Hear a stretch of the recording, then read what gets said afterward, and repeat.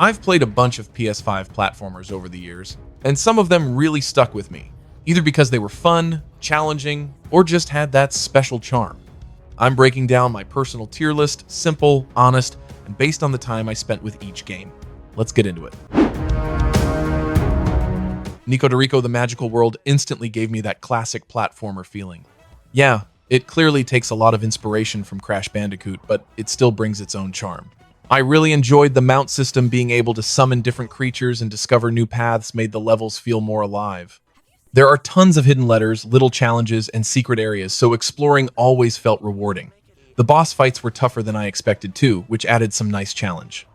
It's not the most original or polished game I've played, but it's fun, lighthearted, and it definitely scratched that old-school platformer itch for me. I think it's fit in mediocre tier. Monster Boy and the Cursed Kingdom pulled me in way more than I expected. I love how the whole game revolves around switching between different animal forms: pig, snake, frog, lion, and dragon, each with their own abilities.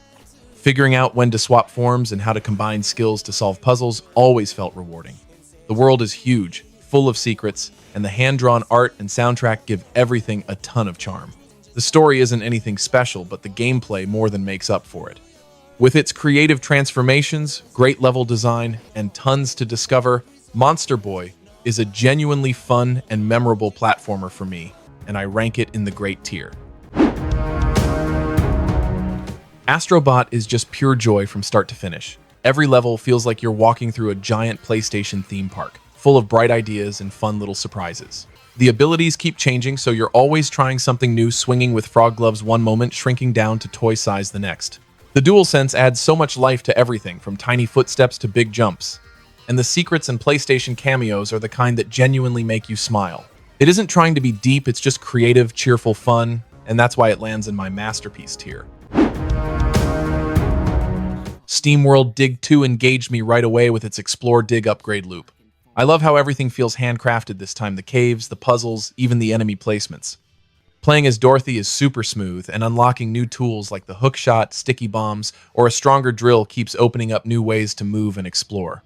Upgrading gear and using cog mods adds a nice layer of customization, so I could tailor my playstyle however I wanted. The world is packed with secrets, and digging deeper is always rewarding and a little risky. I do wish there was more to do after the story ends, but the journey itself is tight, fun, and really satisfying. SteamWorld Dig 2 is an easy pick for my great tier. Celeste is one of those platformers that hits you on both sides, the challenge and the emotion. I love how simple the controls are, but how precise everything feels once you get into the flow. Climbing Celeste Mountain as Madeline, you're not just dodging obstacles, you're facing her fears and anxiety along the way. Every tough section teaches you something, and every success feels genuinely earned. The soundtrack, the level design, the message, it all comes together so well. For me, Celeste is an excellent game, and easily one of the most meaningful platformers I've played. Rayman Legends is one of those platformers that never stops surprising me. Every time I thought I'd seen its best ideas, the next level would completely change things up. New mechanics, new tricks, new challenges. The art and animation are stunning, full of personality and smart little secrets hidden everywhere.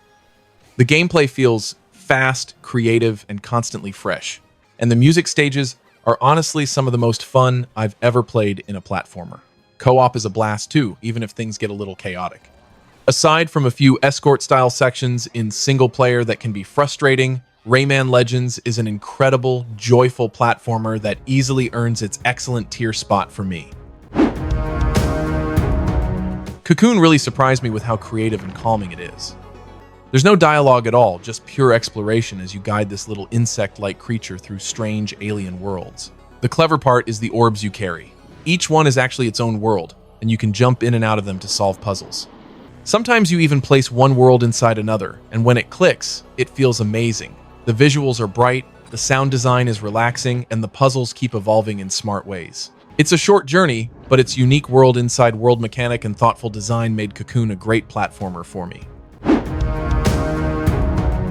Vengeful Guardian Moonrider feels like playing a lost SNES classic in the best way possible. The controls are tight, the sword combos feel great, and the branching levels, big bosses, and hidden power-ups give it that perfect old-school rhythm. I loved how quickly the game clicked. It's easy to pick up, but still lets you master dive kicks, slashes, and special attacks. The soundtrack is pure 16-bit nostalgia, and the whole presentation feels authentic. It's short and doesn't really reinvent anything, but what's here is sharp, fun, and really satisfying. That's why it sits in good tier, a great retro-style burst of action, just not deep enough to climb higher. Disney Illusion Island is one of the most charming, family-friendly platformers I've played in a while. The hand-drawn art looks great, the humor actually made me laugh, and the movement feels smooth and floaty in a really fun way. I love how each new ability opens up the world a little more, and co-op is easily the best part. Helping each other with ropes, teleports, or even a hug button is adorable and super useful. The game isn't very challenging though, and the boss fights are pretty simple, so it's definitely aimed more at comfort than intensity. But as a light, cheerful adventure with great co-op, Disney Illusion Island earns its spot in good tier. Ratchet and Clank Rift Apart is one of those games that just keeps you smiling the whole way through.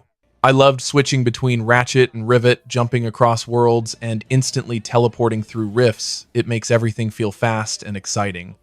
The combat is chaotic in the best way, especially with those wild weapons like the topiary sprinkler or the ricochet bouncing shots everywhere. The visuals look incredible, the humor works, and the story even has a few surprisingly heartfelt moments. With its big set pieces, smooth movement, and smart use of the PS5's tech, Rift Apart easily lands in my excellent tier. Braid Anniversary Edition reminded me why this game became such a big deal in the indie scene.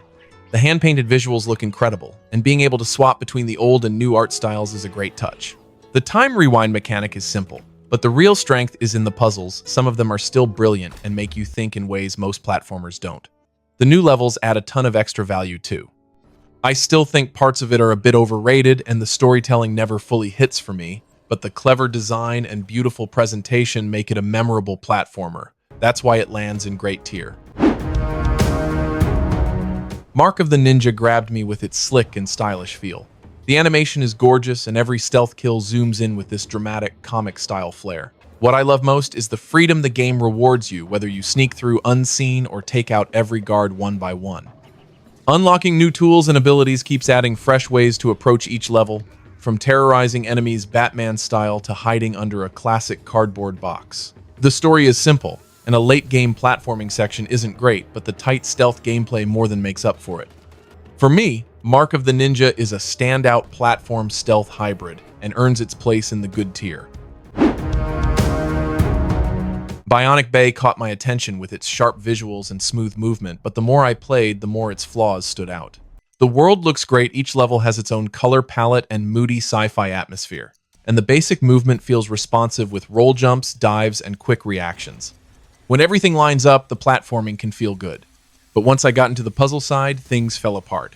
The swap mechanic is interesting, yet the game barely explores it. New ideas show up for a moment and then vanish before they develop into anything meaningful. The design leans heavily on trial and error, slowing the pace and creating frustration instead of clever problem solving. The puzzles don't evolve, don't push the mechanics, and rarely feel satisfying. Bionic Bay may look stylish, but the shallow puzzle design and constant trial and error ultimately make it a mediocre puzzle platformer for me. Sackboy: A Big Adventure is pure, feel-good fun for me. Every level has its own personality, from cardboard temples to bubbly space labs, and the whole world feels handcrafted and full of charm. The controls are smooth, and the power-ups like the grappling hook and hover boots keep things fresh. And while you can play solo, co-op is where the game really shines with that perfect mix of teamwork and chaos. The only reason it doesn't reach the great tier for me is that, even though it's polished and creative, it never gets as mechanically deep or challenging as the top platformers on PS5. It's a joyful adventure, just not one that pushes the genre forward, so it lands reasonably in my good tier. Hollow Knight Silksong feels like the perfect step up from the first game. Playing as Hornet instantly changes the whole rhythm. She's faster, more agile, and her combat style pushes me to stay sharp with every dodge and strike. Exploring Farloom is addictive. It's huge, layered with secrets, hidden routes, and lore that pulls you in the deeper you go. Every area looks stunning, from glowing caverns to tall, shimmering towers, and the soundtrack gives everything this beautiful, haunting mood.